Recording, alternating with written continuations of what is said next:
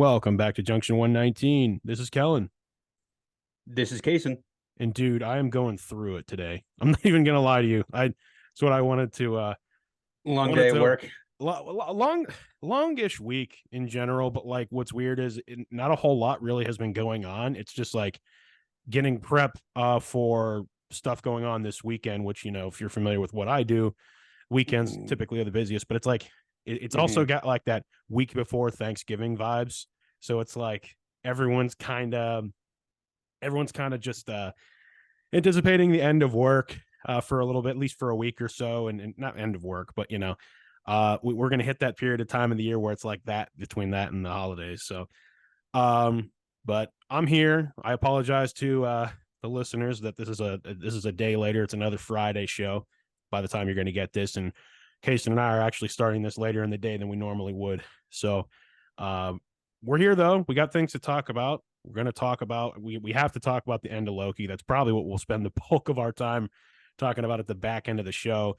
Well, obviously, we'll give us of the weeks. I have quite a few actually, case and stuff we need to talk about. So, we can dive right into the NFL as we have been doing, and obviously it's football and pop culture. But as always, Casey and I always typically get a we always get into a lot of other stuff in sports thanks to of the weeks. So Yeah, yeah.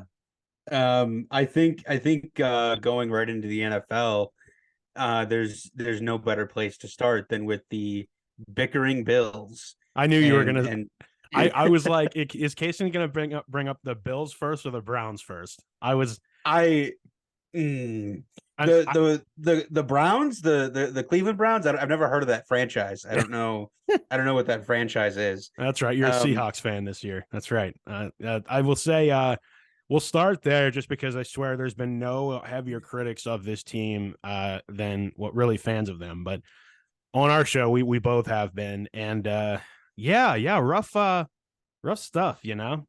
Offense really struggling. You get and they lose on a 36-yard field goal at home to the Denver Broncos.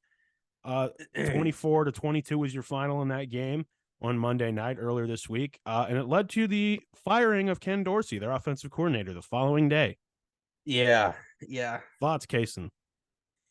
Yeah, I mean, look, I would just say that I've made a lot of jokes about Ken Dorsey. I don't think that he was a great offensive coordinator, but at the end of the day, this wasn't his fault. I mean, like they still scored 22 points. I mean, like I don't like you should theoretically as a top tier if you want to be a top tier elite team in the NFL, you should be able to win a football game scoring 21 plus points.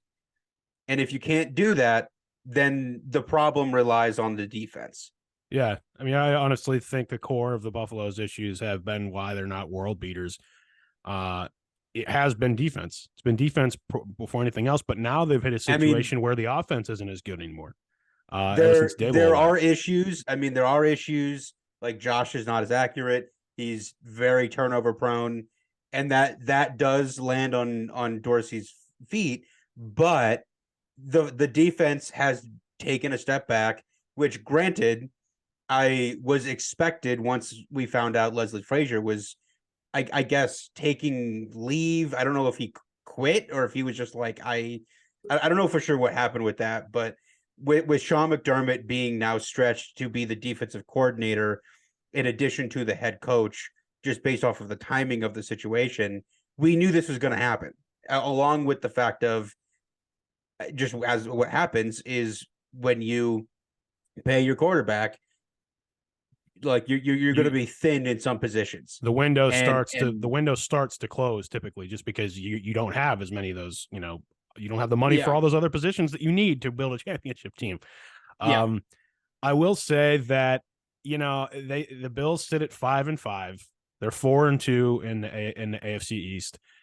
Their season really could go one of two directions here. Like I really think that it like what I see is a 500 team.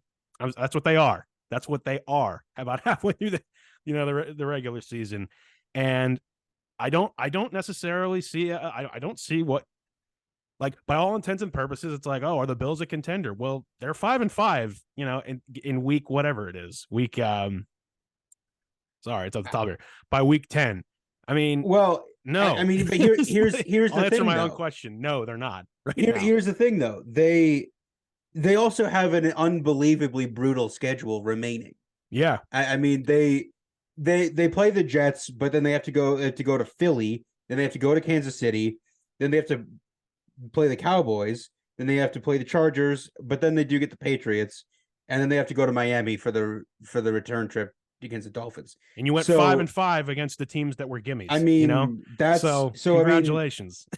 I mean, even if you give them the Chargers game, that's probably 3 more wins. So what is it, 8-9? And we're still at a situation. I need to say this. We're still at a situation where they're losing, and someone with the last name of Diggs is tweeting about it after the game, but it wasn't Stephon this week.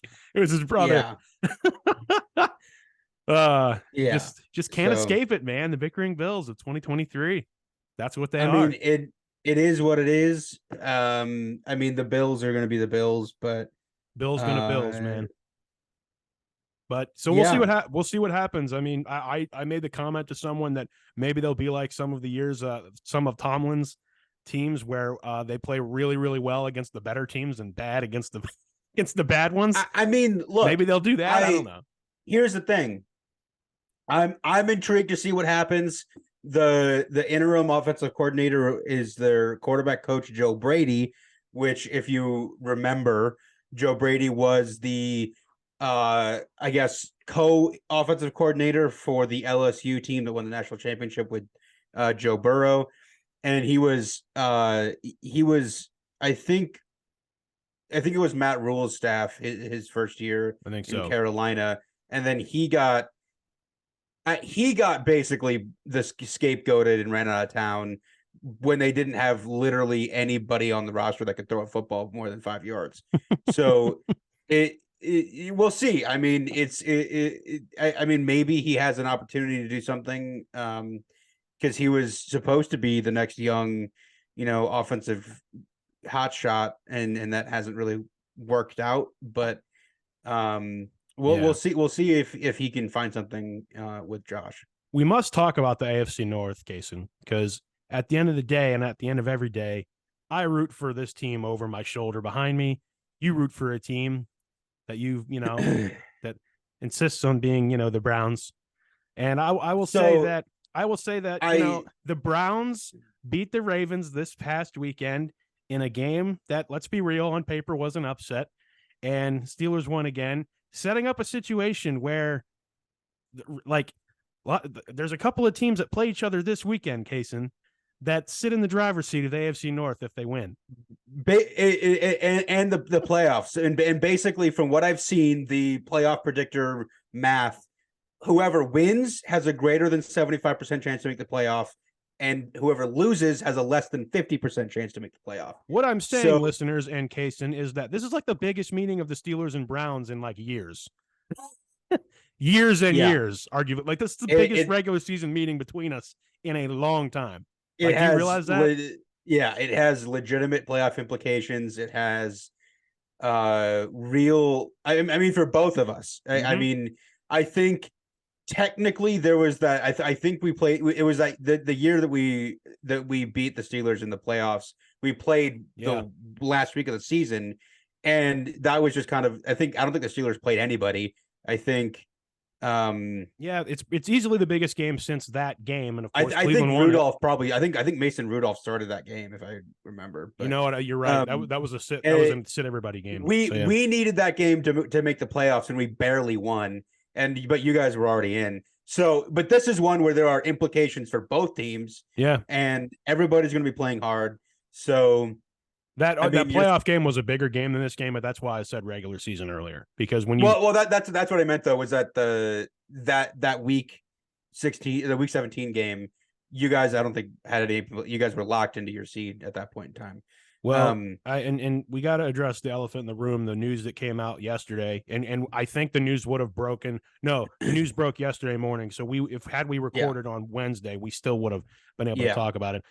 Deshaun Watson out for the year. Did not see that coming at all. That was like a surprise. I was like, oh, really? Like, all right, I guess he's done. Like, Yeah, it very very weird sort of events. I mean, I was honestly super pumped to come in here and and talk about beating down the Ratbirds in Baltimore, that we can both agree are the worst franchise in the history of the universe. Um, I but mean, no comment. the but then that just sort of took all of the air out of the balloon. I mean, Yeah, Cleveland was riding high off of that win in Baltimore, which I mean, winning in Baltimore is not easy. I mean, especially for the Browns. And especially the way that we won, it was and huge, Watson huge looked win. good. He played And he well. looked good. He Yeah, played well with the second half of the game. And he was 14 for 14 the second half. And it looked good. And we were like, okay, this is what we paid the money for. And then apparently he got injured, played through it a little bit, and then wasn't feeling right, got some opinions of doctors, and they were like, yeah, dude, if you keep playing on this and get hit in that same spot, your shoulder's going to disintegrate. yeah, that's And so nuts. I mean, it is what it is. I mean, it's brutal, it's tough. And it's It another, makes the and it's yet another NFL starting quarterback going down by halfway through the Yeah, season. It's just yet yeah. another one. I mean, it's a there's a I mean, it's a pretty bad epidemic in the season, right, or in the league right now.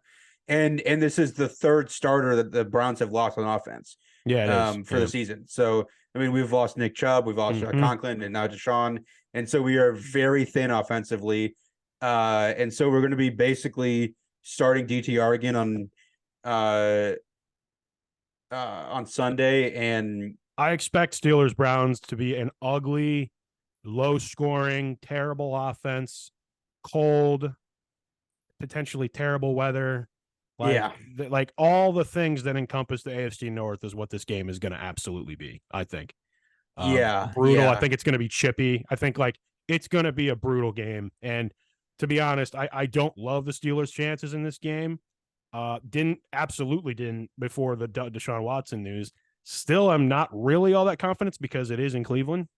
Uh, and that just in more recent years has tended to be, Browns are tough to beat there at times. So I believe, but when after the games on Sunday, the line I think was Cleveland -4, and then with the Deshaun news, it came all the way down to I think it came down to like basically a pick 'em, and then now it's back up to Cleveland -1.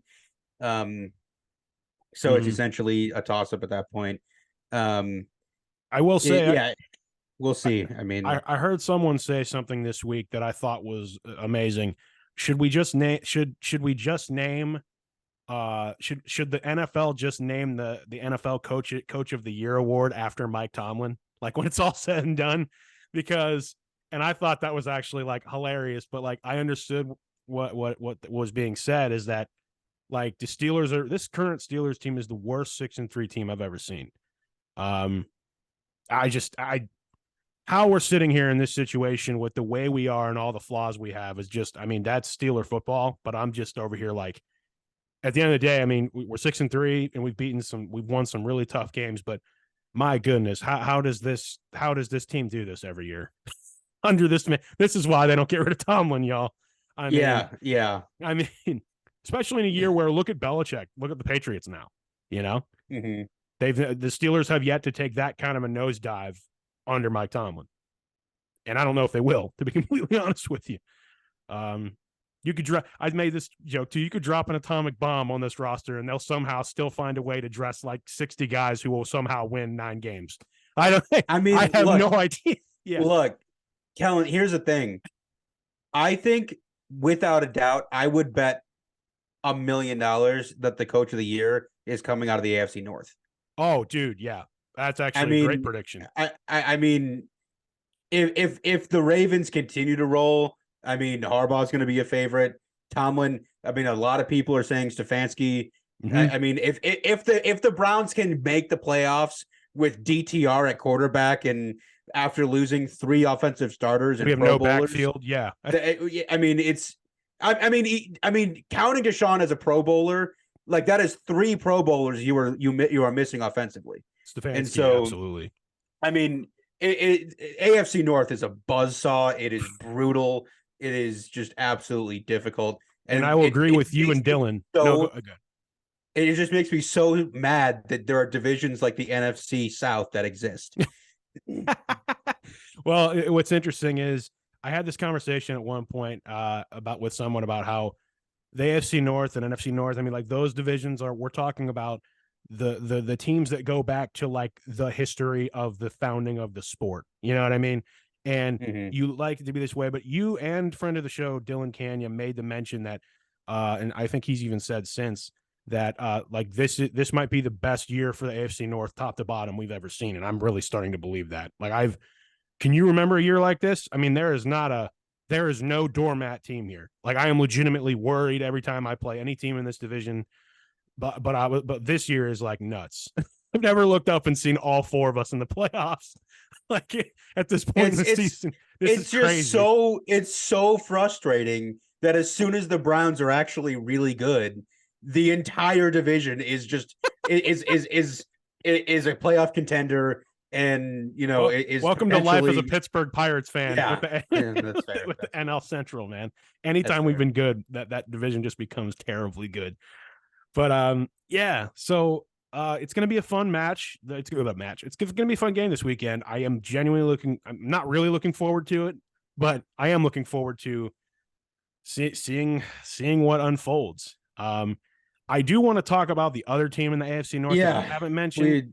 I would just like to point out that this game, I mean, they didn't know at the time, but this game didn't get flexed into Sunday night, which probably should have, just because of the bigness of the game as opposed to the Vikings-Broncos game. But well, I kind of wish that the Monday night game that we played earlier this year was a regular game, and this one was like the Monday night game. Yeah.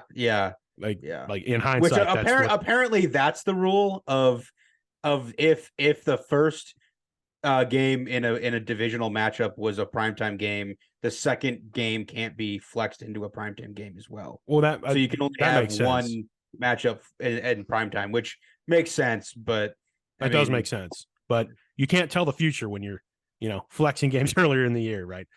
Yeah. The Bengals fall at home to the Texans, 30-27. CJ Stroud is again dog performance. This is eye-opening. This one was like, oh wow. So like, are we seeing a future Texans team that's good with CJ Stroud?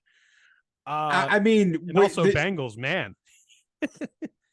we are officially like on CJ Stroud MVP watch at this point. Like, I mean, rookie of the year, no question. Yeah. Oh wait. I mean, he is officially like on the finalist list for MVP. I mean, they were just garbage last year. Mm-hmm. And they would be garbage without him. And they seemingly are getting better and better each week, to the point where they're almost a wagon now. Like I wouldn't really want to play the Texans right now as they start to figure this out. And also Bengals, similar situation to the Bills. You guys are not all that impressive. You haven't been since the start of the year. A number of issues. And again, two teams that we would have absolutely said are locks for the playoffs this year. They're not, just like the Bills. The Bengals are not. Right now, I mean, if you ask me right now who has a better chance of making the playoffs down the stretch, the Texans or the Bengals, I'd say the Texans. Basically, who have they have a much easier path. I mean, all they really have to do is get through the Jags, and I don't think that's hard. No, I think, and honestly, I think Jacksonville got a little bit exposed this past week as they got destroyed by the 49ers, 34-3. So yeah, I mean the Jags are up by one game on them, but they play in 2 weeks, and so I mean that could be a shifting of the leaderboard there in the division. Yep. One other thing I just wanted to point out that I believe this was on Sunday night, Raiders won again with Pierce at the helm. So again, granted the Jets. It was the Jets, but win's a win. It's hard to win in the NFL. It was also an ugly game. 16-12 was your final on that one. So those are all the games I really wanted to talk about that don't bleed into of the weeks. So I'll let you decide whether or not we want to move on, just because we have a lot to get to. Yeah, I mean, I'll just quickly run through some stuff here. Sure, go for it. Yeah, the Kyler came back. Mm-hmm. He led a game-winning drive against the Falcons. Yep, Cardinals won. So it's going to be a very interesting dynamic because the entire rest of the Cardinals franchise is tanking for Caleb, except for Kyler, because Kyler wants his job. Yeah, I know. And so you're going to have Kyler just throwing perfect dimes, and the receiver's going to be dropping them. Oh, sorry, sorry. That's funny. But no, I know. So really interesting. I mean, that was just their second win of the year. So I mean, I think Right. basically at this point, it's going to be making sure Kyler looks good, and then maybe they can get some much needed offensive line help or whatever in the draft. And then moving for the Lions Chargers had an absolutely just wild shootout of a game. The very let's be real good Detroit Lions. The just sitting 7-2 now after that. You got, first of all, you got to go out west to make a trip like that. Anytime any win is made like that from all the way across the country, I always just commend the team because that's such a just brutal travel. You got to go out there and do it, different time zones, all that stuff. But yeah, kind of like instant classic almost. Your final was 41-38 Lions. I didn't get to see any of this game other than the post game highlights. Mm-hmm. So in the house that Goff built. Yeah, like legit. not his former team, but the neighbor of his former team, the other tenants of it. I don't think he was even like ever. I don't think he ever played there, but no, I don't think so. But I mean, they only built the stadium because they were relevant with him at quarterback. They were, and it's ironic. Who would have thought that Goff would have had the best brought out in him, the Detroit Lions. So it's just the Lions continue to be such a great story. Friend of the show, James, is a huge fan of them. Like the stuff they're going through as a fan base, we're talking about people who have never seen the Lions this good ever, like in their lives. You know what I mean? A lot, like the majority of good fans. So, however far they can go in the NFC, you got someone here rooting for you. You really do. Yeah, it definitely an awesome story. Nothing stops Detroit. That's for sure. Yeah. I mean, it definitely was probably akin to the other matchup that Goff was involved in a long time ago. The Rams Chiefs game I think that was probably, I don't know, 50 to something, 40 something maybe. People forget that Jared Goff started a Super Bowl, quarterbacked the team through the playoffs, has that experience on his resume before a putrid game from everyone on his team against the Patriots. The most forgettable Super Bowl game maybe that's happened in our lifetime. And was that the Edelman MVP, or who won MVP that game? I could not tell you a Super Bowl MVP to save my life, dude. I'm not even going to pretend to. I have two machines here that I could use to find out, and I just don't care. But I think that was 13-3, right? I think it was it was a disgusting game. It was gross. It was one of the worst football games I've ever seen, and it wasn't even good defense, just horrible offense and all that. And the Patriots won again. So it was just all the way around awful for 99% of the NFL. And that said, Goff is going to take that experience when the Lions go to the playoffs this year. So what'd you say? I said, yeah, they won the Super Bowl. Never mind. Okay. Anyway, I was just going to say, was that the year that they should have lost to the Steelers? The touchdown in the end zone, or no, it wasn't. No, it wasn't like the wasn't a catch thing for the Steelers. No. Okay. I actually think the Steelers might have beaten them during the regular season that year, but it's whatever. Anyway, yeah. So Jared Goff, keep your eye on that one. Any other more before college and of the weeks? You see. Seahawks beat the Commanders. So the interest, I mean, it's Seahawks always going to be relevant in that division.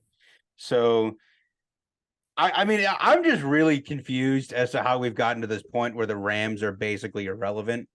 It's just weird, man. It's just weird. But It's weird, but also this is the exact thing that this was the exact thing that critics of the NFL going back to Los Angeles were going to tell you. Like they went, let's be real, they went all in on that Rams team to get all those guys, and they were very good. they won. Cooper Kupp had the greatest season, one of the greatest seasons by a wide receiver ever. And they won the Super Bowl with that squad, fully knowing that most of that team was not going to be back, and that this was probably what they were going to inherit. The problem is the long-term success of a franchise in Los Angeles needs to be a team that wins. And right now they have two that are bad. And this is exactly what 5 years ago when I was on the radio. No. Like back in college, more than 5 years ago now. Back when this story broke, when we were in college, Casen, we said if those teams are going to remain irrelevant, football and hopefully, what I'm trying to say, football in LA may not have long-term health success. Sorry, word vomited there. Well, here's the thing. Going off of that, I think my hot take that I'm going to say here is going to help sustain football in LA. Okay. Rams. Yeah. They have assets now. They have players that they can move off of, and they have a decent pick to package in with them to move up to get a certain quarterback that is already playing football in Los Angeles. That I think would probably love to continue living in Los Angeles and playing for a head coach named Sean McVay. And so I think a terrific fit would be soft baby Caleb Williams playing for soft baby Sean McVay and the Rams in Los Angeles. I could totally see that. I think it would make a ton of sense. It would fit. It would be a really cool way for people in Los Angeles, or for them to make people in Los Angeles want to care. Be like, hey, he went to USC, right.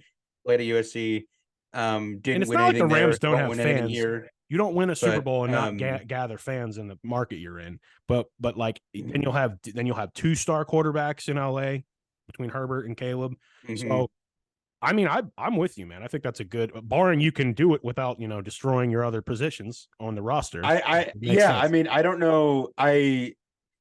Let me see if I can find this. I think last I checked, it was a week ago, maybe they had like the 10th pick or somewhere in the top 10. They could package that with the Bears, maybe send a Cooper Kupp or something to Chicago for a package or something like that. But, well, it'll most likely be the Panthers, but there's still 7 weeks left.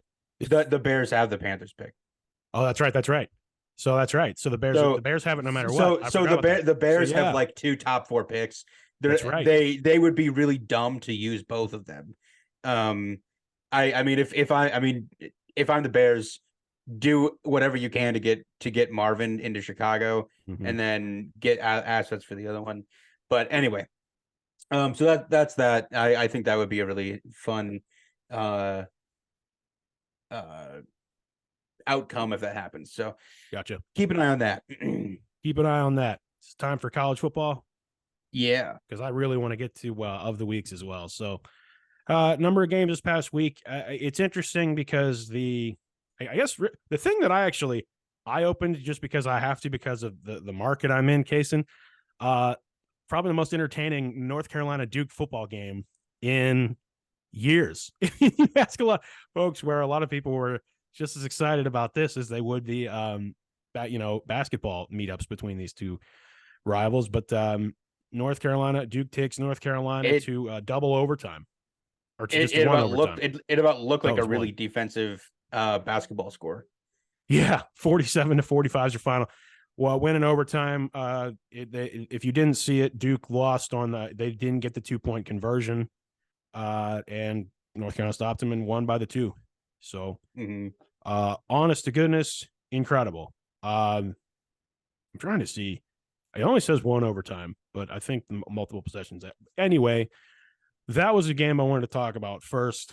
The other thing I do want to circle back around is that Colorado lost again and sit at 4-6 on the season, and they've become a non-story, obviously, because they stopped winning and the whole prime effect kind of lost its shine after, again, they've lost all these games down the stretch. But now I'm wondering if Colorado's even going to make it to a bowl game. because I'm leaning no in the absolute snake pit that is the Pac-12 this year. Here's the thing. I don't know. I don't know if they will. Let me see if I can get their remaining schedule. I'm going to do the same thing. So they have Washington State and Utah. No, they're not making it to no, no. I'll answer my own question. No. On the road at Washington State, on the road at Utah to end the season. I'm glad you mentioned them because there were two stories I wanted to at least bring up. So first is more of a, I guess, like a weird situation. Back when they played UCLA at the Rose Bowl, apparently like they had a bunch of stuff stolen from the locker room. Mm-hmm. And it's since come out that they were actually UCLA recruits that did that. That there were UCLA people, the UCLA recruits that are on official visits that just like broke into the Colorado locker room and stole all their stuff. That's pretty garbage. Which is just absolutely insane to me. Yeah. Well, I've agreed with every single thing that Coach Prime has said this season when he says that like everyone's coming after us and it's because of me. Like, which is, I mean, he said that straight up. He's like, it's not our guys, it's because of me. I mean, like, and it's like, well, yeah. I mean, you know, there's just because of the way, you know, there's a target on your back, but there's absolutely no reason that should ever happen to any team. So, yeah. The other thing I wanted to mention is a bit more of a serious conversation about Prime, in the fact of like you're already seeing players decommit. You're already seeing a lot of contention around players, you know, into, you know, hitting the portal, being, you know, not happy with that. It's just like his message works when you're winning, but it doesn't really work when you continue to lose and look bad doing it. That's a really good point, Casen, and one that no one's talking about, obviously, because we're always on to the next storyline. But with all the attention they had to start the year, with now what is happening, let me just get this out of the way and say that this was like a 1-win program last year. So the fact that he has them at 4-6 in this tough conference, even for this last year, it's going to exist in the way it does. He deserves commending for that. That is a really, really astute point, though, that you make. If this starts to all of the antics and stuff is great, but like it's not really like this is the first real adversity he's had since he got into the college coaching ranks. Because Jacksonville State, they ran over everybody. He's never been at the helm of a program that's ever had like a building year like this, and only so long are people going to put up with all this stuff if you continue. It's just it's 100% his doing though, because I don't like, you cannot come in here and do a program that won one game and say, you know, I'm bringing my luggage, it's Louis, and then go out and win 3 more games. Right, like, exactly. And still miss a bowl. Like, yeah, if he would have just said, we're going to do it right, you know, I'm Prime, people want to come play for me, we're going to build it. They'll, you know, build it, they will come. If you would have just said, I'm going to build it, you know, I like it would have been much less potential for a really toxic environment in that locker room. But he went in there acting like they were going to. He went in there telling all of his transfer players that they're going to win 10 games this year, and go on a tear. And then here they are, still trash. And so it's just. So people, you can only say that I'm bringing my luggage, it's Louis, once, and when you brought your luggage and it's not Louis, I don't know what you do. Like I don't know how you fix that. You continue preaching your message. Honestly, you get out there and you do some real recruiting, and I don't mean like, the stuff that we see in the media and the way he's been. I'm talking about like, here's what we're building. Here's why you should come play with me. Here's what we can do for you and your family, NIL opportunities. But you get out and you actually recruit. Like he has to somehow find a way to recruit 300-pound farm boys from Iowa named Chandler. I don't know how he's going to do that. Like if you want to compete along the trenches, you're going to need to start getting big boys, especially going into a conference that has Kansas, Iowa State, Kansas State. Like those dudes are always loaded in the trenches. Yep. And I mean, it's going to be tough. I mean, you have to get he needs to better. become a program builder, and the question right now is to whether or not he can do that. He can really do that. And again, I know we talked about it when it happened. Demoting a former head coach that came to be your offensive coordinator doesn't send that message. Like this guy was the head coach, and he was on the trajectory to take his team to Detroit in the next couple of years. And he left that to come be your assistant, and you just kicked him out of the room and John said, Lewis, you mean? And said, like he said, my son's not good enough. It's your fault. Yeah, it's like, dude. Yeah, it's not a good look, and I think there could be some more things brewing there toxic wise than we realize, especially with the way the year's gone. And no one's talking about it, which is why I'm glad we just spent some time talking about it. Let us know your thoughts out there too. Seriously, Sean Lewis, former assistant at Bowling Green. He was a part of the Baber staff there. So I mean, justice for Sean. I mean, I hope that he can somehow get out of there and find his way back to a head coaching gig, because he had Kent State doing pretty well. I mean, I know there were a lot of transfers and stuff, and it's not entirely Kenny Burns' fault where they are now, but the Kent State was building something when he was there. Beginning of the year, I would have said that was a great move for Sean Lewis. Now I'm not as convinced. I think they doubled his salary, but that's exactly. But it's like, in terms of, like, it's all about, a lot of the politics can if it looks like, I mean, you said yourself, a demotion. I mean, I thought he was going to go be Fickell's offensive coordinator at Wisconsin. Well, I think that would have been a better move, because he went to Wisconsin. Very true. And maybe we can see where he'll land again.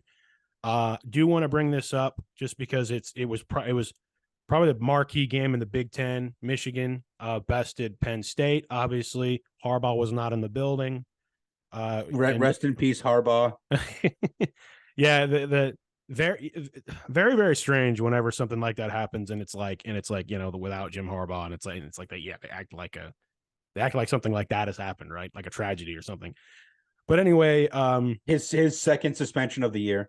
Exactly, yes, and let's just pull it all out of the bag now. He's not going to be on the sideline. That actually, the news right before we recorded actually came in today that he's not right before, but a few hours before, that Harbaugh is going to accept the suspension and not be on the sideline the rest of the regular season for the Michigan Wolverines. So essentially what this sounds like to me is Michigan, I think, was seemingly unaware of all of the evidence the NCAA has.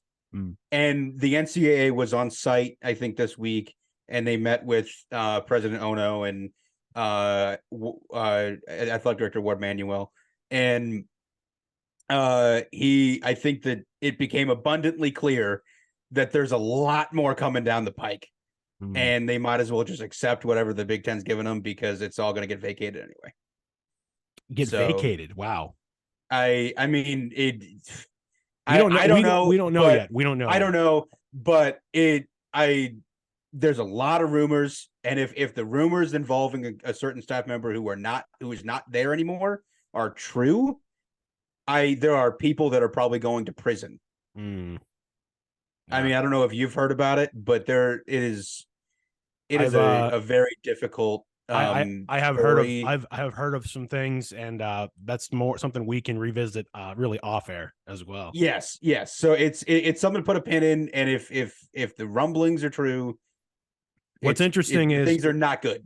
What I will say is, at some point there's so much smoke that, like, the fire's absolutely here. It's just a matter of how big is the fire. Yeah. And this has been a whole season thing, and I'm gonna go ahead and say this too. If you're a Michigan fan, I'd be very interested to know what Michigan fans really feel about this whole thing. Like, and I'm not necessarily talking about people who are side by Michigan fans. I'm talking about, like, actual Michigan graduates. I would be interested to know people who are fans of the program, been lifelong fans, whatever, how they feel about this whole thing, because we could be looking at a potential major shakeup in your program right before you were about to go into all this newness next year. And I don't know. I just think a potentially a massive dark age could be coming in for Michigan here soon. because of multiple things. I'm not trying to implicate. Yeah. Like I mean, regime change stuff. I mean, there could be a lot of things go bad. So there's definitely a football dark age that comes when your program gets the death penalty for sure. right. I'm Well, kidding. right. I mean, well, yeah, No, because nothing happens. Yeah, ask SMU no, about that. I'm kidding, but I know. yeah, But I that mean, being said, as Michigan won 24 to yeah, 15 over in Penn State in Beaver Stadium. I mean, Kind of ho hum, I whatever. Another year. to me, the narrative about this is more honestly about James Franklin and Penn State than Michigan, because Michigan, I mean, they didn't look good. No. I mean, to me, the story of this game was, okay, so Drew Aller does suck. He's basically Sean Clifford. James Franklin still doesn't know how to coach in game. Like, his decision making still isn't fantastic. It's insane. I mean, he is. And Penn State will go. Penn State will ultimately will win every other game and lose to Ohio State and Michigan. That's how it always goes. This is the thing, is I just do not understand how there is. I mean, Penn State fans are, I think, fed up and done with it. But I just do. Yeah. There is no way you can change this. I mean, real quick, shout out my guys that I know from back home. A lot of them who are Penn State alumni. There is a large and loud voice, if you will, in terms of being fed up with always being this, never good enough, always this. that just is what you are, though. I mean, to a certain degree, I agree. You are what you are. Like, I'm not even saying it's James Franklin's fault. You are Penn State. We know you are. You say it all the time. he rescued the program from the depths of football obscurity, right, and all that stuff. It's just, they are forever destined to go 10-2, losing to Michigan and Ohio State. Yep. I don't know of a single coach outside of Nick Saban that could probably do a better job at that program. It's the program. That's what people do not want to hear. I mean, the other thing Penn State fans do not want to hear, but it is 100% true, is you are a clear number 3. You are absolutely not as good as those other two you keep losing to, for many reasons. Historically, you always have been. And also the other thing is, like it was pointed out by a friend of the show, by friend of the show, Matt, shout out Matt, about like the idea of Ohio State fans and how they view Penn State in terms of like it not really being a rivalry. Like, there's a large part of me that respects that, because if you think in long-term history, Penn State's only been in the Big Ten since the 90s. I mean, they're the reason why it turned into an 11 in the middle, while we were growing up, the Big Ten logo. So, and that's the thing. So the last week of the season is rivalry week in the Big Ten. Michigan, Ohio State, I believe Wisconsin, Minnesota play, things like that. Yeah. Rivalry weekend, because of no other matchup forever. It's been Penn State, Michigan State, which is in competition for third place. Like, that's what it was. It was Michigan State and Penn State playing for third place, right? And it's been arbitrarily been a thing for a while there. Like the Big Ten made them rivals, it seems, with the trophy and everything. And when, I'm sure if you ask most Michigan State fans, they would say Michigan's our biggest rival. So without a drop of a hat, you know what I mean? So, and there have been years where Michigan State's played serious spoiler for Penn State and other, in years where that's happened. So my whole point in this whole rant is just that, like, if you really want to, if y'all are so mad that you really want to fire James Franklin, go ahead and do it. Get ready to go right back to where you were in terms of obscurity. Because I don't know.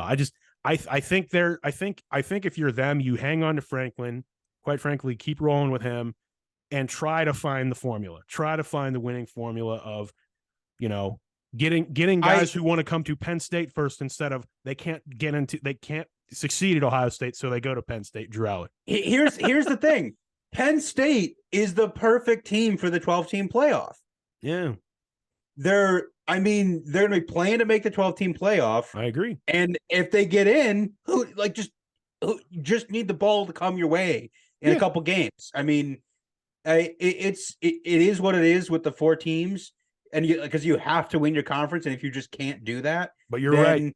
You're right, Casen. See what happens in December and January. A 12-team playoff would be perfect for a team like Penn State this year, especially especially with potential home games there in Beaver in like late in this, like in December. Like, yeah, you talk about advantage. That could be nuts. So yeah, exactly. I mean, if you have a team like, I don't know, say LSU have to come to Happy Valley in December. Oh my goodness. I that mean, would be just insane. Think of that. You've got don't jump off the horse now, guys. Come on. Think about that's what I'm saying. Is these insufferable Penn State fans that look, where I'm from, it was obviously a heavy majority Michigan, Ohio State thing, but they were. Friend of the show, Matt knows who I'm talking about. My 6th grade math teacher was the most insufferable Penn State fan of all time, and he was just a terrible human being. Rough. And so, you insufferable Penn State fans, like James Franklin is a good coach. You got Manny Diaz. Manny Diaz is a great defensive coordinator. Like, just got to hope Drew Aller gets better next year, and we'll see what happens. I mean, you can make the playoff next year. Keep getting those Ohio guys, man. They're good at football. So, so I think we've talked people's ears off about that stuff. Do you want to delve into another college football game, or do you want to get into of the weeks? I'll let you make the call. Yeah, I've got there was one more game I wanted to at least address. Let's do it. 2 more. I'll be real quick. So sure. Tennessee. Oh boy, Tennessee fans. Tennessee fans were on the top of the world last year. That's true. They were tearing down their goalpost for beating Alabama, and then here they are this year losing to Missouri. Missouri's a good football team. 36. Hey, Missouri, we sang their praises like a week ago or whatever that was. Mizzou is a good program. It's just that Tennessee fans think they're like a number 1 team in the country every year, and this isn't the 90s anymore, guys. Hey, Rocky Top, Tennessee, man. Just getting annihilated by Mizzou, I think it's rough. They're going through it right now, y'all. Yeah, it is tough. It's rough out there for the Volunteers. But what's the other one? Georgia. Oh boy. Lane Train. Head coach of Ole Miss, Lane Kiffin, just goes into Athens and gets his teeth knocked in by Doors Georgia. Blown off. Teeth knocked 52-17.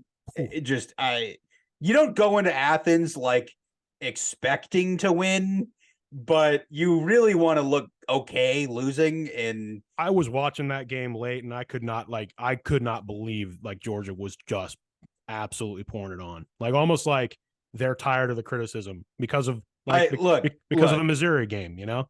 Yeah, I mean, which Missouri's a good team, but that Georgia, because of that performance, passed Ohio State as number 1 in the playoff rankings, which, okay, I mean, I hate teams getting jumped when they didn't lose, but I guess just destroying the number 9 team in the country is, I guess, valid enough reason. Whatever, it is what it is. It's the playoff rankings. Hey, if Ohio State had won against Michigan State like 52-3 instead of 38-3, maybe they could have kept it. But it was 35-3 at halftime, and they just didn't want to. They just let out the gas. I will say this to all Ohio State fans: if I were all of you, I would just really, really be hoping that we don't have to play Georgia in the first round. That is like the main thing. Which, if you stay 1-2 with them, you won't.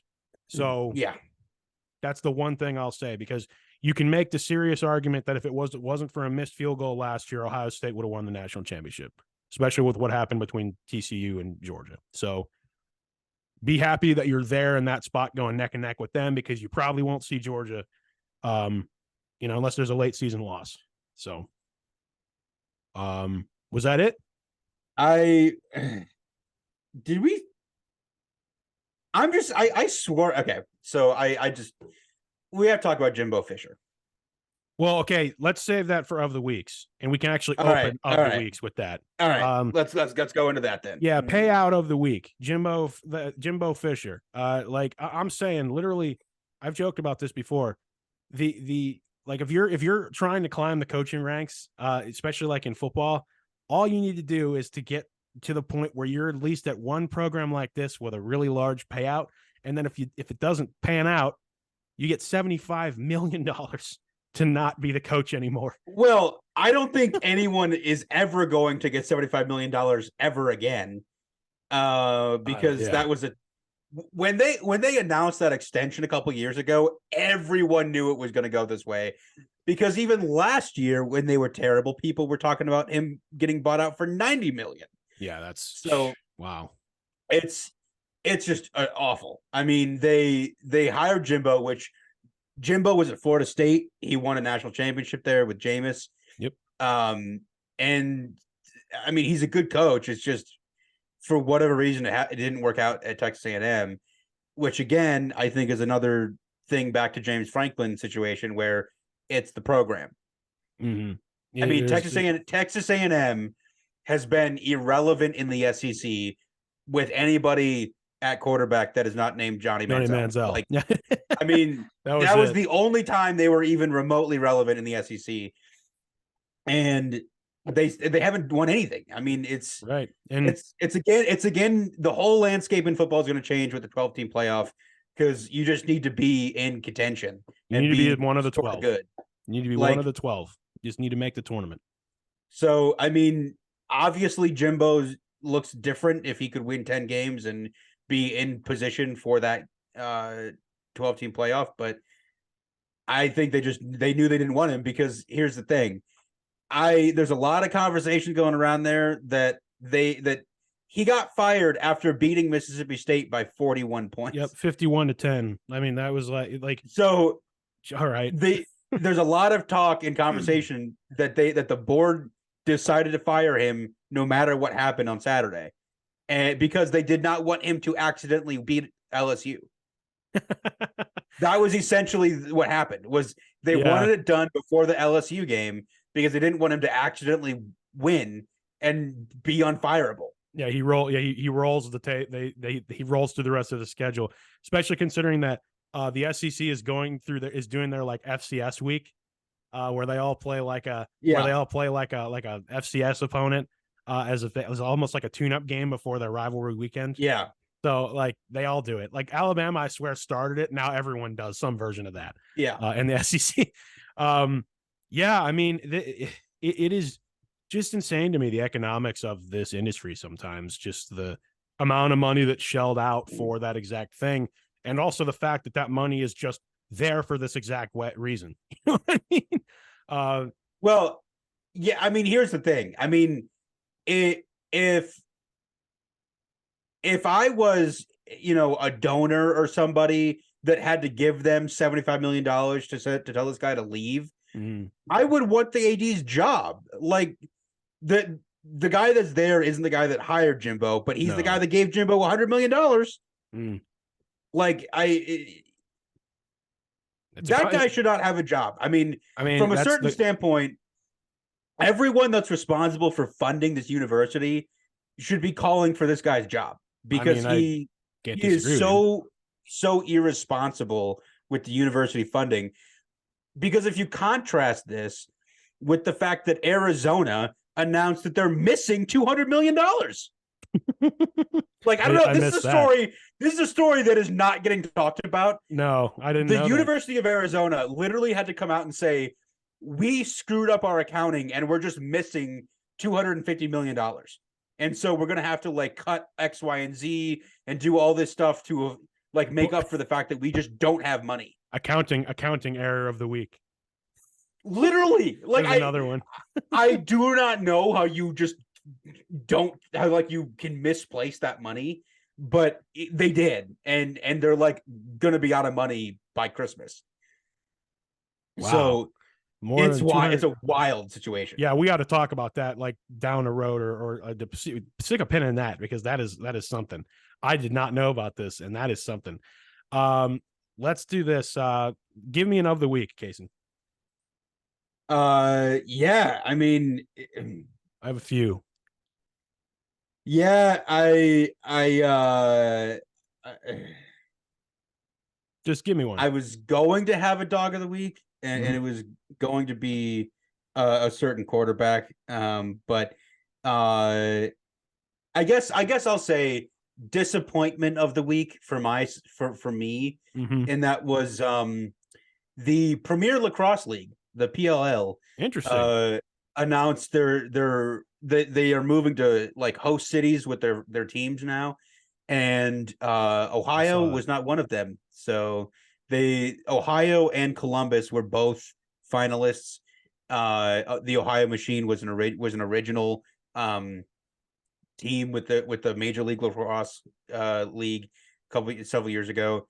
There's a really big lacrosse following here in between these big schools, and it felt like it was a potential spot, but they didn't get one, so kind of surprising and a little disappointing, but it is what it is. It is what it is, but that doesn't mean that door might not open down the road.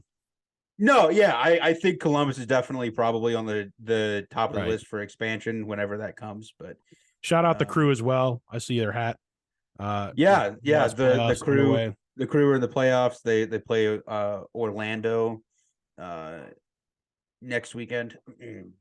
Almost Columbus. Anyway, all right, I'm gonna get into a funny one, and then I have one that's sparking a different conversation. So headlock of the week, Draymond Green. Yeah. If you're not familiar with what I'm referring to, listeners, there was a rather large fight, a brawl that kind of out of nowhere seemingly broke out between, help me out with the teams, was it the Timberwolves and the Warriors? I think so, yeah, that resulted in Draymond Green absolutely, was it Rudy Gobert putting like him in essentially a chokehold, like a sleeper hold, and the images of it were like, oh wow, so like the one guy in this situation doing the wildest thing, and it's the exact person you think it is. So it was wild. Yeah, early in the game, and it was and the video is just video is just so weird because you see Steve Kerr like running over to Draymond, like screaming at him to let him go, and Draymond's just staring at Steve, still with Gobert in a chokehold, and he's just like, "Let go." He's like, "What are you doing?" And he's literally got hands out like this, and he's like, he's literally screaming back at everybody, like, "No, I'm not." And it's like, okay, well, this is volatile. This was like within the opening minutes of the game too. Like Clay had the thing, and Clay Thompson's jersey got like ripped off. Like it was pretty wild. And I'll say this: a lot of brawls in sports, especially at times among men's sports, are a lot of pushing and shoving. Yeah, what's up? I'm trying to see. Yeah, for the record, it was a 0-0 game. Oh, there it is. It was like opening seconds of the game. It was wow. Literally a scoreless game. Like, and if you watch the video, which I implore you to go do, everybody, it seemingly just happens out of nowhere. Like it starts up with an entanglement, almost like a massive escalation of things by Draymond. So, anyway, pretty wild stuff out there. But what I was going to say was a lot of it is pushing and shoving and stuff like that. Whenever that happens, that was like an actual fight, like momentarily. It was, and of course, basketball, no padding, so you gotta stop that immediately when that happens. Anyway, that's one of my other weeks. Yeah, no, definitely, and Draymond is suspended for, I think it was 5 games. 5 games. That's a pretty long time. Which seems, and honestly, it seems low. I mean, seems low. A lot of people were comparing it to Kyrie. He got 10 games essentially, his situation. Yeah. 10. Honestly, I agree with you, Casen. 10 could be like 10, like if you give out 10 games for like off-court actions that a person does as a human, like why are you only giving 5 for him like attempting to like murder Rudy Gobert? Like I don't know why we're not being a bit more like even look at Ja.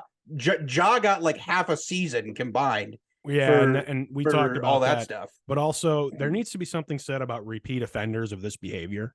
Like it's every year he does something. Yeah, from teammates.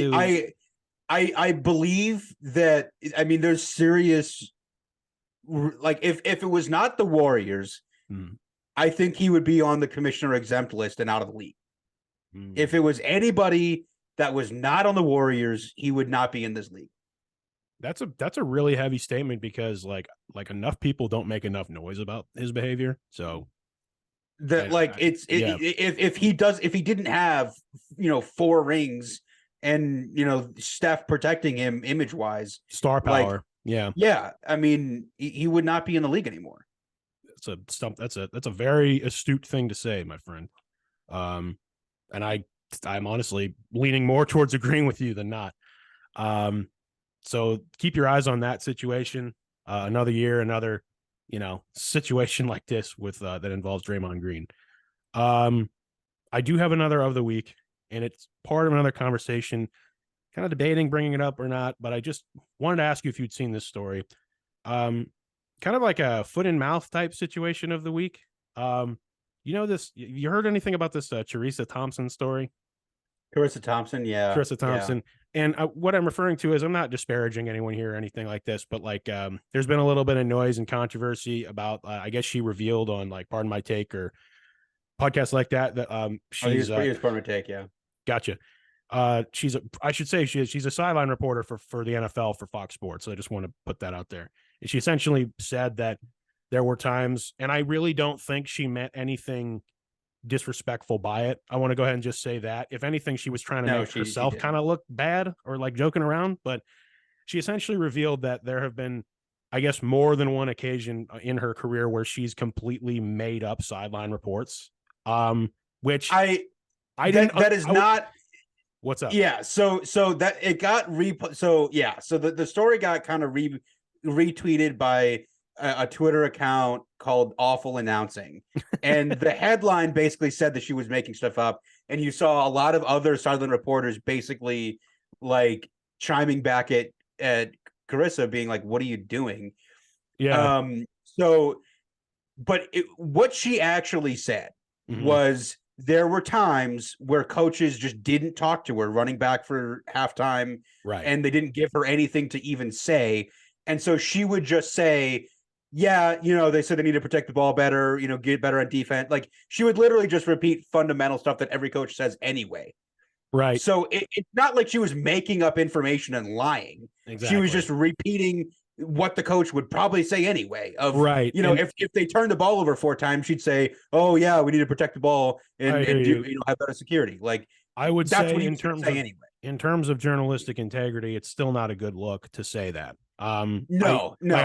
Absolutely. To the point where I can't believe she did that. Like I was like, like this is listened to by millions of people who literally listen to what this for her to say that in that way, that was only going to be taken that way. And I was just a little bit over here like, maybe don't say that. Maybe don't implicate yourself career-wise like that, because this exact thing is going to happen. Everyone is going to come out. So other sideline reporters are going to be like, what are you doing? Not to mention, hey, don't get yourself in trouble. You know what I mean? So it definitely, that's all I'm saying. Yeah, definitely. It was wild to like announce. And even if I can remember, it was like kind of unprompted. They didn't ask her. I think the question they asked was more just like, do they ever just not talk to you? And she was like, yeah. And if they don't, I just make it up. Yeah. And then it's like, that was like kind of what it was, just like, what? Excuse me, what'd you just say? Can you say that a little bit louder into my microphone here?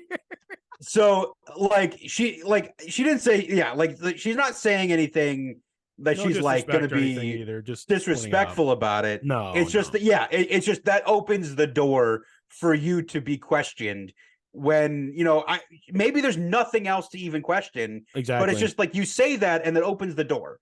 So it's just like, and I also just say, as someone who's worked in and out of the industry, that stuff happens, like not all the time, but when I say stuff happens like procedurally, it's like, how would you not get that? It's like, well, yeah, coaches sometimes just run right by you, especially in the NFL. I mean, I do get that, but maybe don't say that that's what you do as a, like if she had stopped it there, it would have been fine. It would have been a non-thing.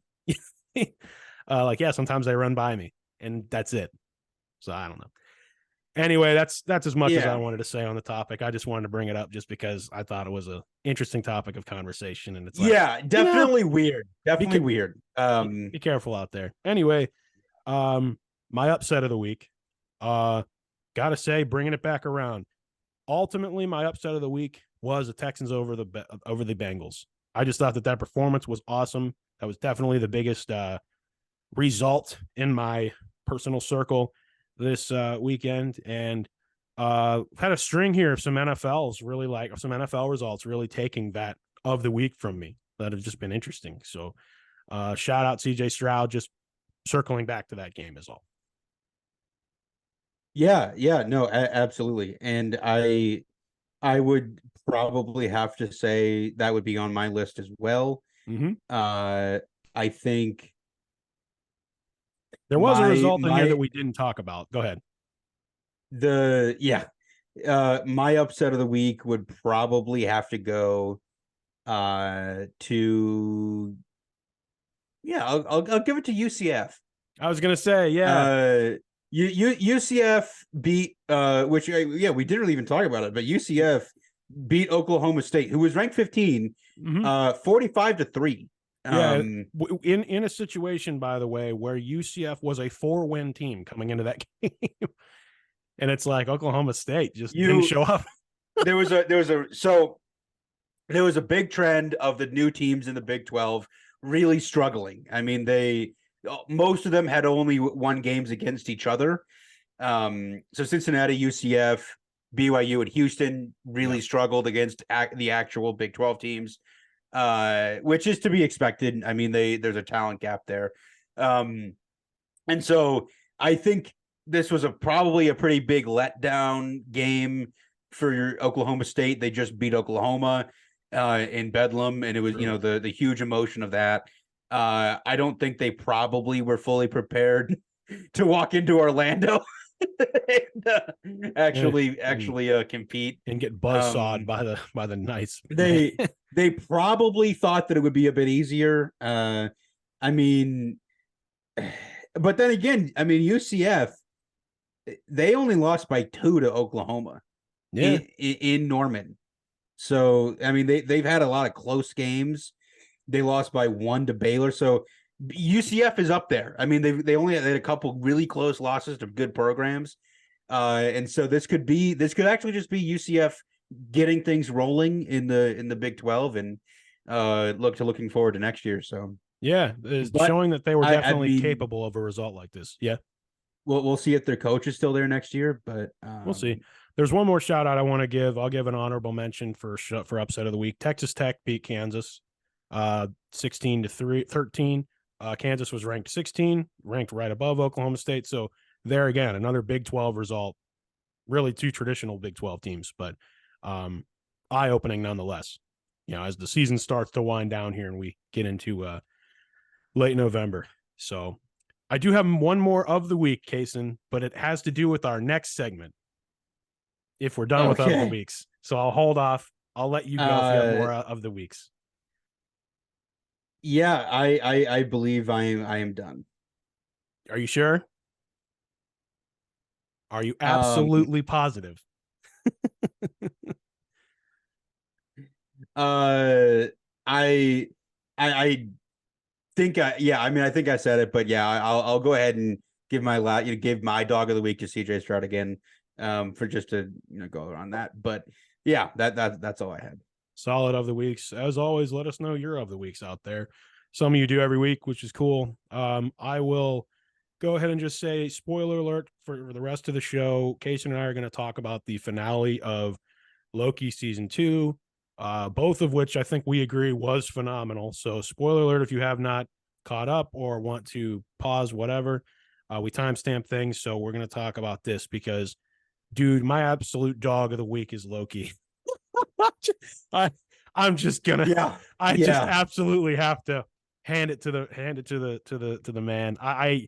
It was a very good finale, and it's been like a week since it came out. So if you've been waiting to hear our take on it, sorry to make you wait a little bit, but I'll let you start because we can kind of go through the episode because the whole episode was so very good.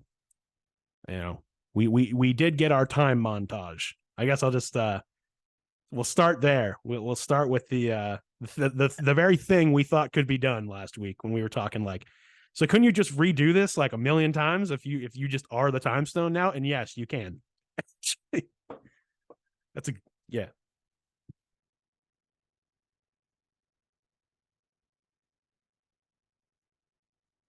Okay. Yeah. You're Yeah. good. So, absolutely hilarious. Just turn of events. With the montage, and I think that was what we were all hoping for Hmm. with something like that, because we were like, yeah, that's definitely how that could go for Yeah. sure. Tom Lee keeps going out there. He keeps saying, okay, what could we have done wrong? What could we have done here? And then he keeps going backwards. He keeps going backwards to like the just to get to the situation where he knows a lot of stuff. Even at one point, like going far back into the thing where he's not necessarily undoing the character interactions we've had, but he's like streamlining them. He's like, OB, timely, OB. Hey, you both wrote the TVA handbook. Hey, let's do this, that, and the other. And then it gets to the point where literally he's got to make that jump where it says centuries later to where Where he's like, how long would it take me to learn everything about temporal physics? And he goes, oh, centuries. And he goes, physics and okay. engineering. Centuries later, it's like, wow, that's crazy. So he And then just he kept just goes going and back. does it, and they're like, "Do you know what you're doing?" And he goes, "Yeah, Yes, I know, I know what I'm doing. I was gonna say this, Casen. That was the show's slap in the face to your and a lot of those fans' criticism of it's only been a week. Well, now it's been like probably like 200 years, long enough to not only has he gotten the knowledge to be able to do all this, but he's driven from a character perspective to do that and go to enormous lengths with his time skipping ability, time slipping, um, to try and save everything. I mean, quite frankly, no, I mean, I don't think it was a week. I mean, I think it was a considerably more amount of time, because I know yeah, that he was in that room. If you remember the first episode, he was in that like time loop where he was like getting kicked yeah. over and over again, trying to learn the lesson for who knows how long. So yeah, I don't know. We're not like, there's no way of, yeah, I don't know if we know an actual like timeline of how long from the Battle of New York to basically season two. But I'm sure it was a lot more than a week.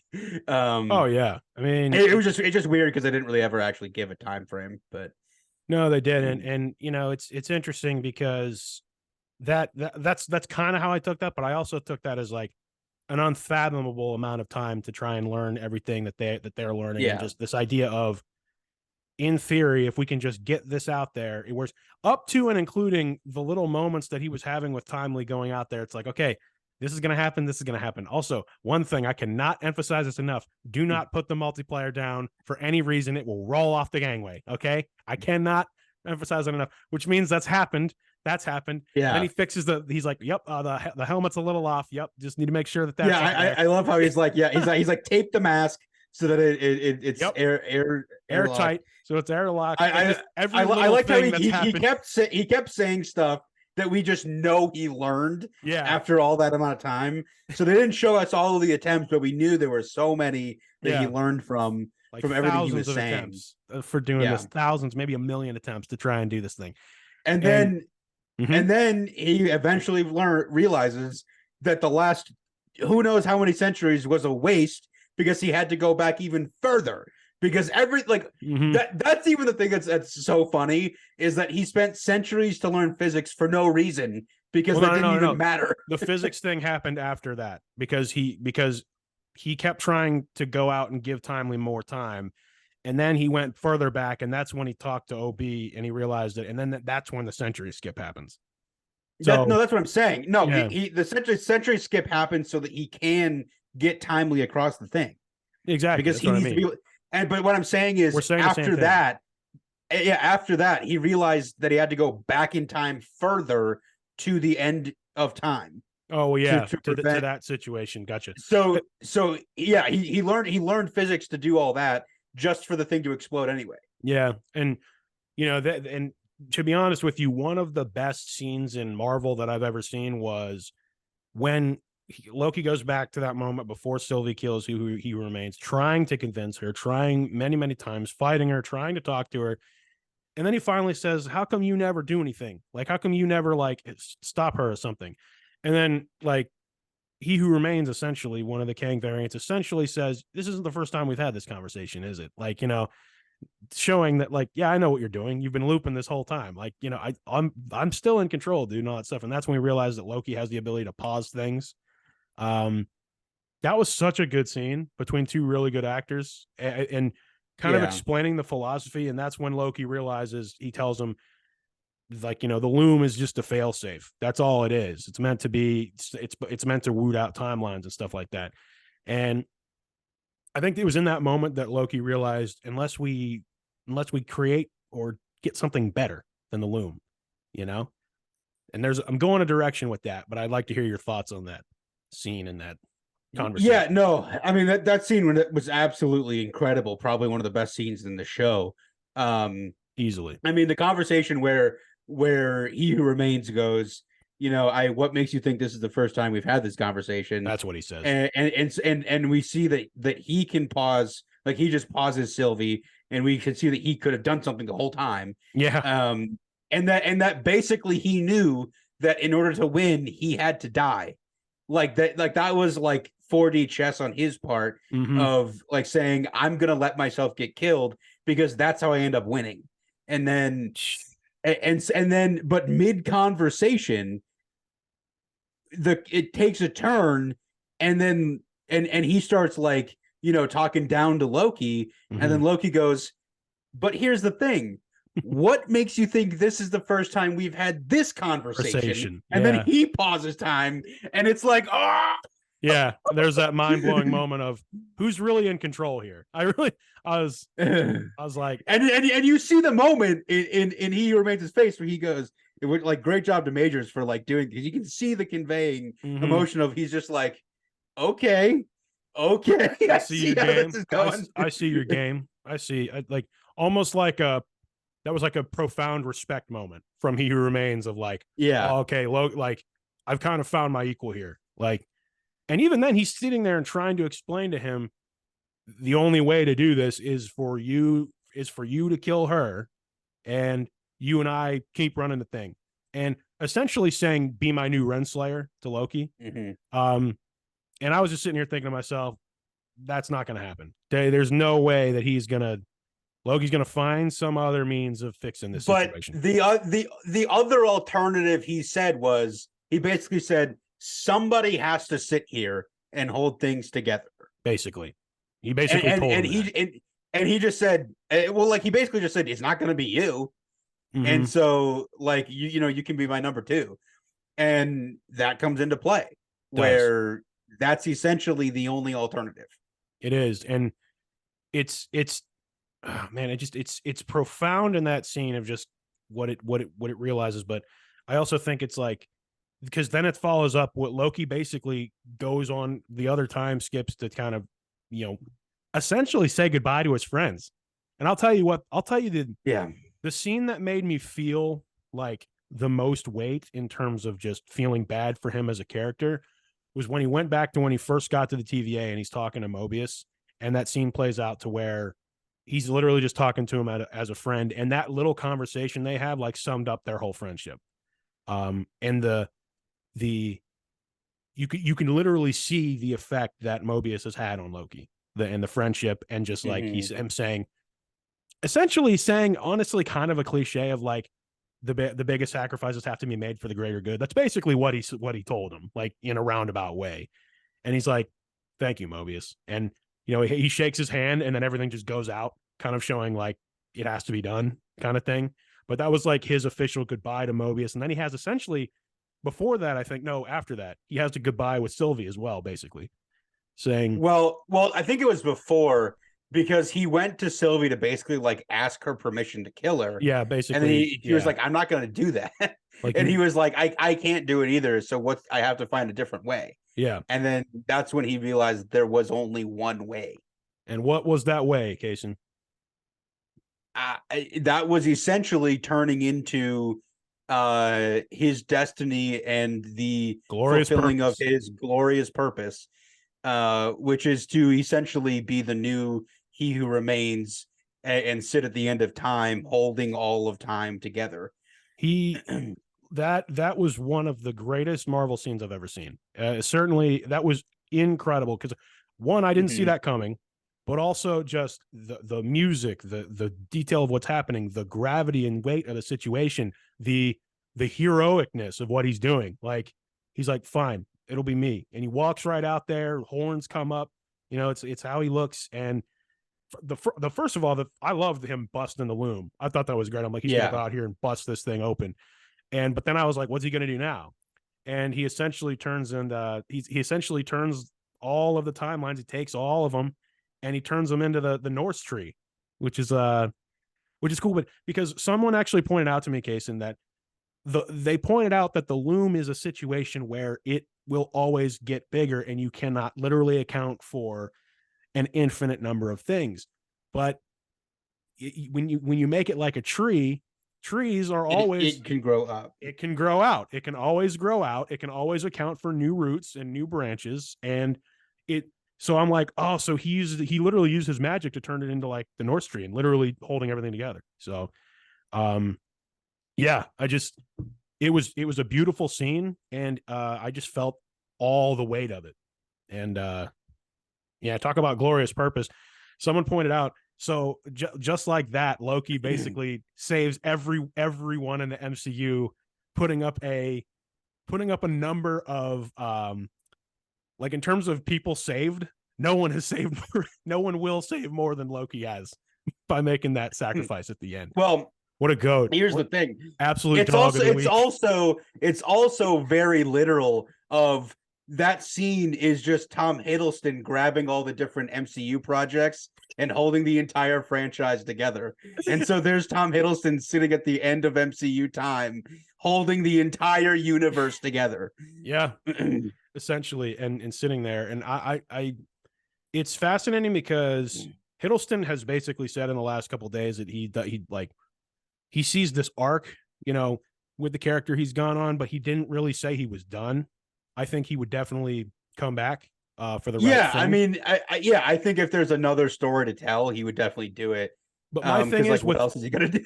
This was so well written and well done. I don't want Hiddleston to come back unless it's really something good. You know what I mean? Like, y'all absolutely killed it with this show, and everyone. I don't think it would be. I don't think I would have a problem if it was like a different Loki. Yeah. If he came back for a different situation, it would be weird because this is the last Loki we saw. But I think it's definitely. Yeah.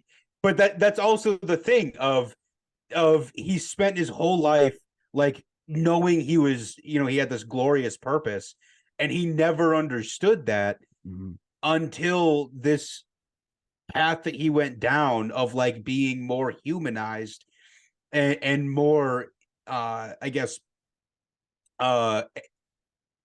relatable and getting friends. Yeah. And once he actually had something to save, he was able to realize his purpose was to protect the people that he cared about. For the first time, he had people outside of his brother who he really loved and was willing to, and even Sylvie says he's given us a chance when he's going out to the table or he's going out to the chair.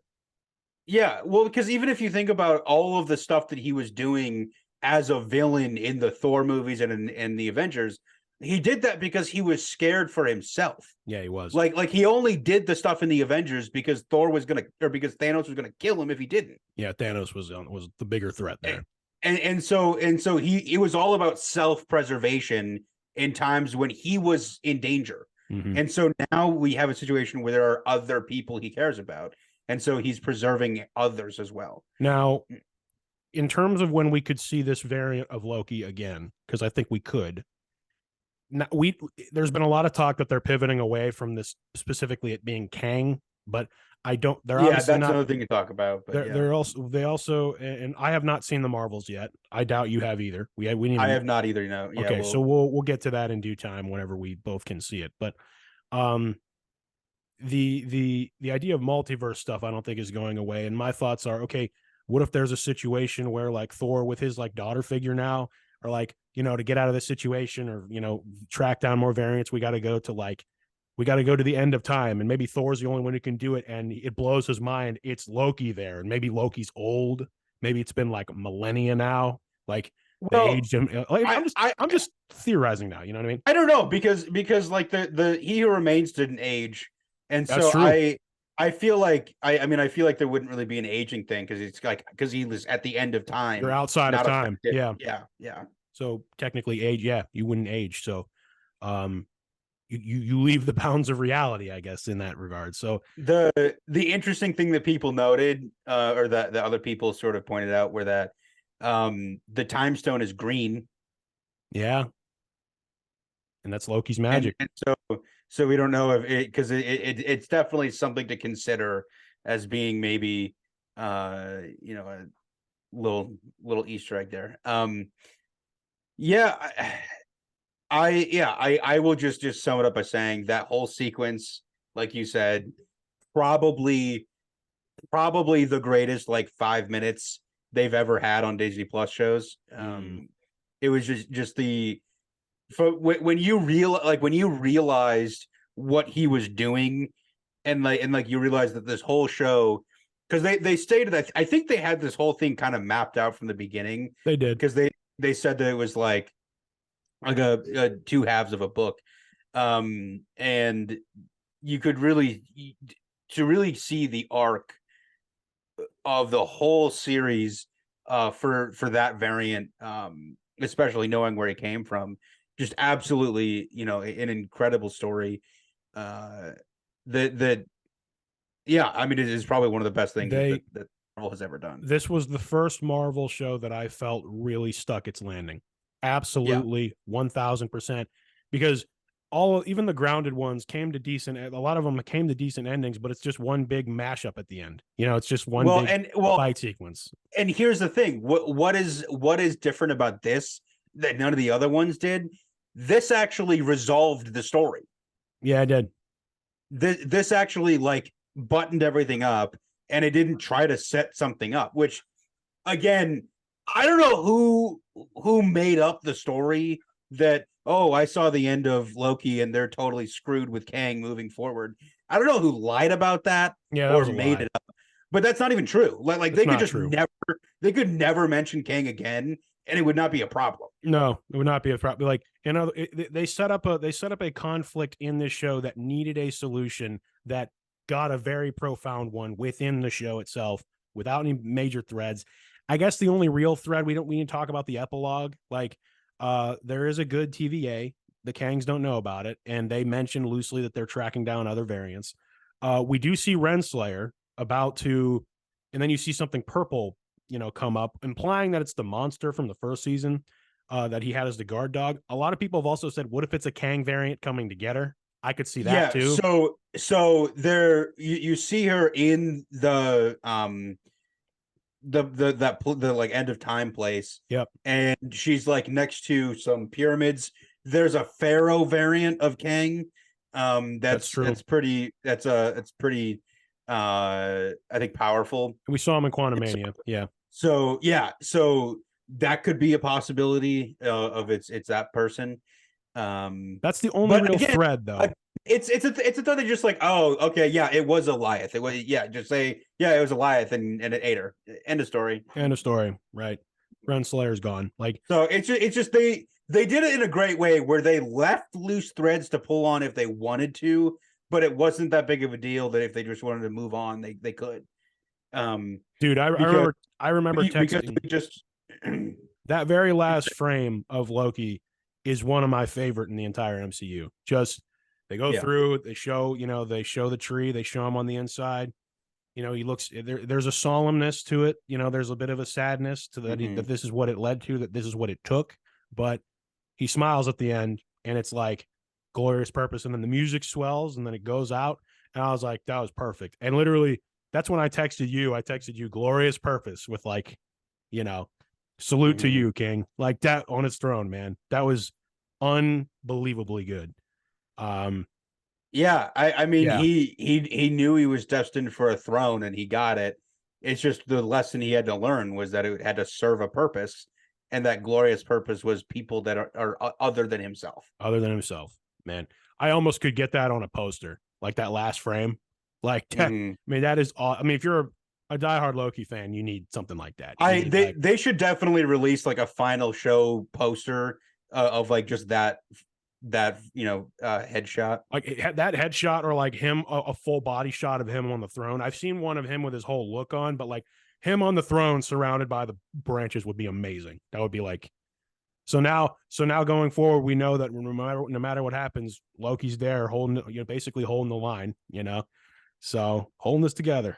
So Yeah, I mean and as far as it goes, or as far as it comes into I guess relationship with like Loki as a character, um it makes a ton of sense because along with being like the god of mischief, there's also a description of like the god of stories. And so when you talk about him being responsible for all of time and all of the multiverses, the stories make sense with that. So it definitely is a very like logical way to end this. for sure. Overall, I'm gonna rate this Vibranium. It was amazing. Out of our Oh yeah. Vibranium, like whenever we do Marvel projects, Casen and I, we rate them. Casen's incredible rating system. Bronze, I like tiers: bronze tier, silver tier, gold tier, and vibranium tier. Definitely a vibranium for me. I would absolutely agree. So I guess to close this out, I mean, do you want to say anything regarding the low performance of the Marvels or anything like that? So yeah, I mean I'll just mention, I mean mixed reviews. I mean it had really low scores coming out initially. They've kind of since gone up a little bit. I know people are basically just saying it's probably on par with like Eternals. It's just kind of your average Marvel schlock, whatever. They said that the villain's very mid and written by whatever. AI. Yeah, pretty much. I've heard that. But yeah, I mean, I'll see it soon. Same. To talk about it, but I don't, outside of I guess apparently the end of it. I don't think there's going to be much to concern yourself with.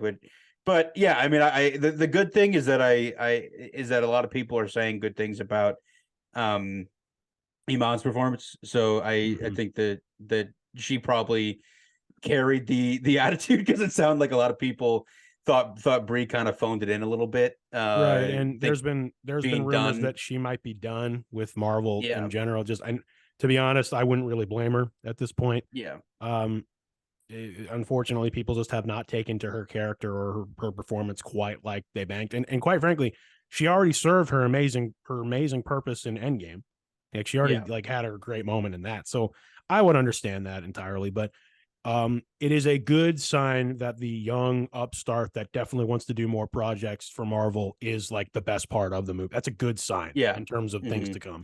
Because I just to sort of, I guess, go into the news since is that was it Daniel David Creston, the director of Shang-Chi, I guess basically quit Kang Dynasty or the Avengers, and it also sounds like he quit because that might not be a movie anymore. Yeah, it sounds like so.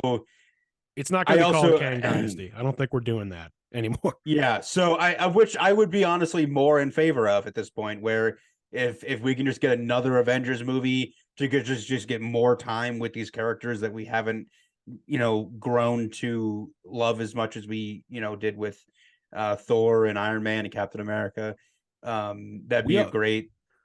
We also need to really like gravitate towards who are the main central characters. And the news coming into today, again, it's a Thursday evening that we're doing this.